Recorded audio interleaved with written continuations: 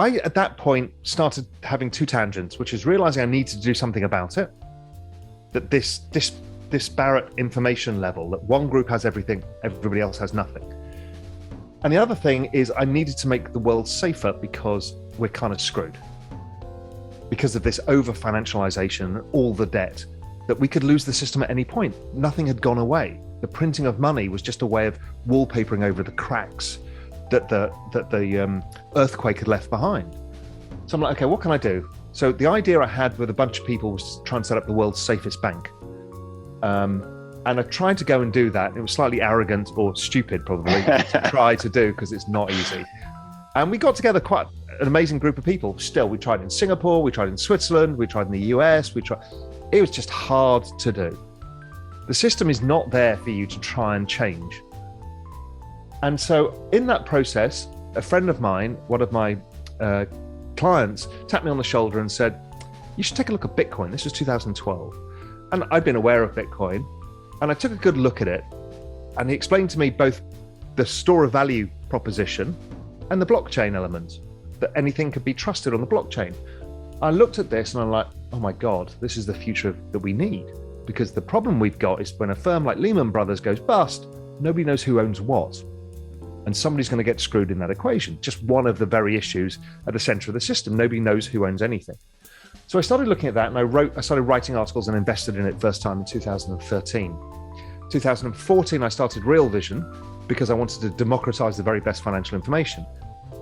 Nobody gets access for an hour to the world's most famous hedge fund managers unless you invested $100 million. Real Vision changed that equation entirely and said, listen, forget all this sound bites on CNBC of 3 minutes. It's worthless. We're going to give you an hour of the world's most successful investors, the best independent analysts and strategists, and then you have a level playing field.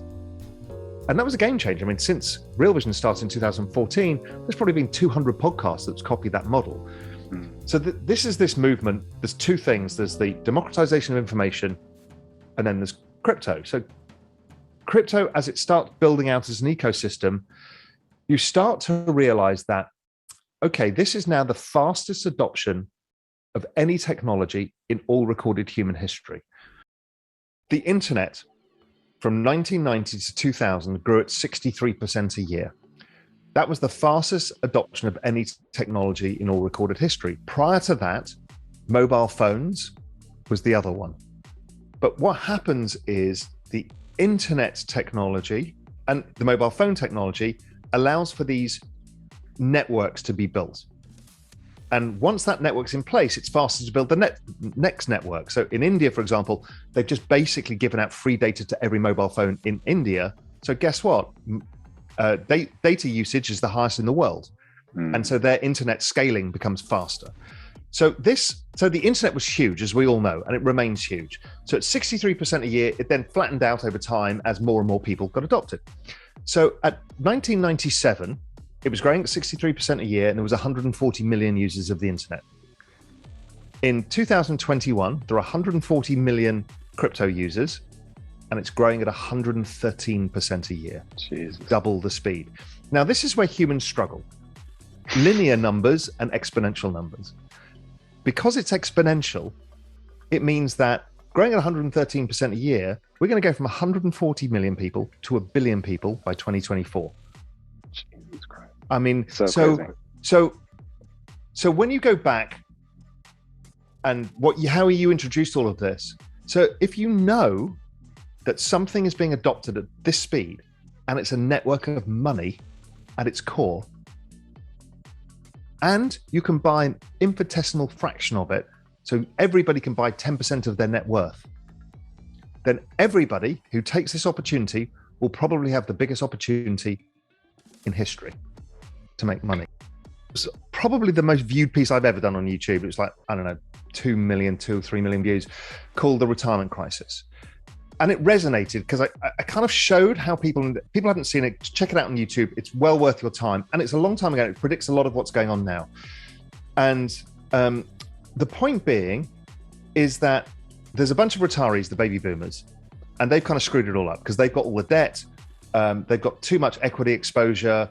it's really hard for them to retire. This is why the Federal Reserve don't like equities going down, because you've got this richest group on earth who are kind of stuck. They never got enough money to retire on. But I want to look through the eyes of the millennials. So they are 32 years old. At the same age, their parents at 32, the baby boomers, had all-time cheap valuations of equities, all-time cheap bonds, all-time cheap credit, all-time cheap property, right? So they couldn't help but make money. They kind of screwed it up because they actually ended up going into debt as well. But they couldn't help but make money. So then the millennials had the opposite: all-time record valuations of equities, all-time record valuation for bonds, all-time record credit, all-time record highs in property. So I'm like, these guys are screwed unless something else comes along. And that thing is crypto. Because the future expected return of crypto, it's been growing at 213% a year in returns. That's how much it makes, even though it's very volatile. Sometimes it's down 70%. Over time, you're making 213% a year. It has grown as an asset. It's gone up. I think it's 2 million% since inception. No other asset in all recorded history has ever done this. And we haven't even started. I still think there's probably another 100x from here. Not even the baby boomers got given that. The S&P didn't go up 100x since 1980.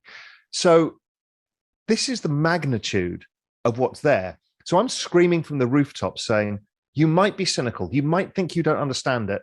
You might think you can't afford to play in this, but you have to listen, because this is the opportunity. You can't come back to me in 10 years' time and say, well, we missed all of that. All the rich people got richer. No, you, I, everybody else is saying, now is your time. Don't be irresponsible. Dollar cost average, do all the right things, but here is your opportunity. This is the biggest opportunity I've ever seen, and I'm going to take advantage of it, and so should everybody else. This is not rich or poor. This is an every person opportunity, and we've never had this before, ever.